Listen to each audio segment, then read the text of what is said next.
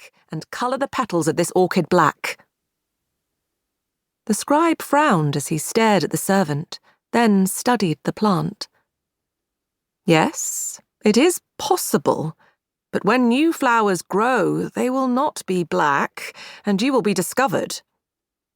When new flowers grow, you and I will be many miles away, living like the prince I serve," answered the servant.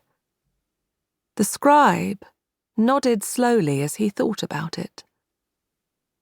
"Come back to me at nightfall, and you will have your black orchid." The servant returned home and told his wife to pack their meagre belongings, promising that she would be able to buy whatever her heart desired, and that he would build her a beautiful palace of her own, far, far away. That night he returned to the scribe's shop, and gasped in delight as he saw the black orchid sitting on the desk. He studied the petals and saw that the scribe had performed an excellent job. "It is dry," commented the scribe, "and the ink will not rub off onto a pair of inquiring fingers. I have tested it myself. You try." The servant did so, and saw his fingers were clean of ink.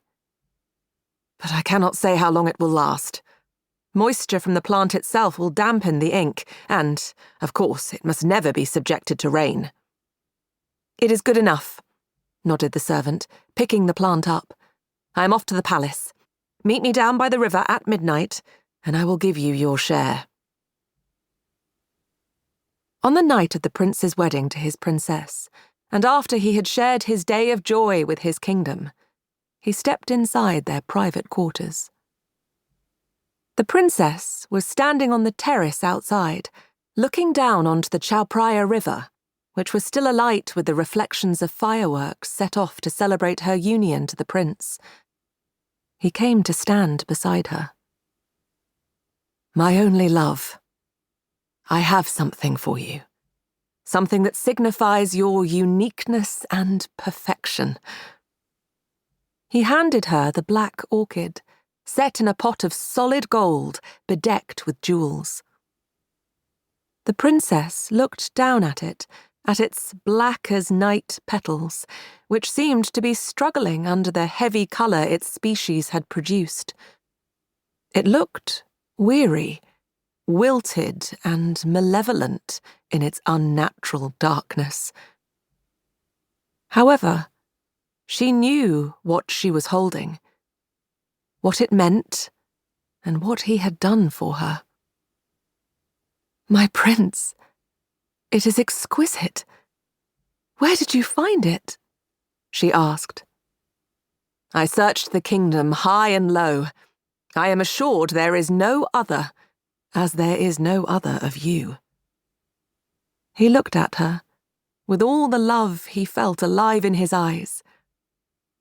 She saw the love and stroked his face gently, hoping he knew it was returned by her and always would be.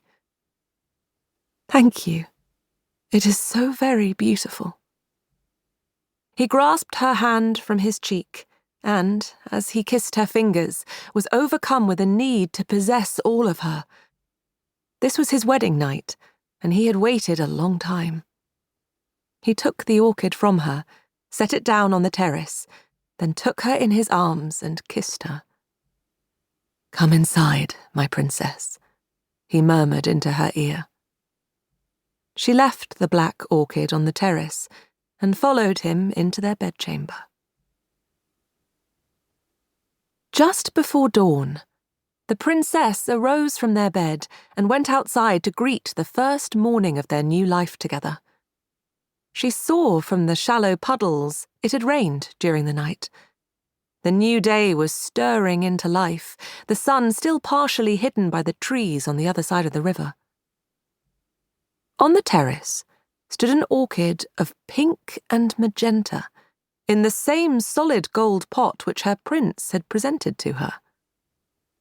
She smiled as she touched its petals, now cleansed and healthy from the rain, and so very much more beautiful than the same black orchid he had given her the night before. The faintest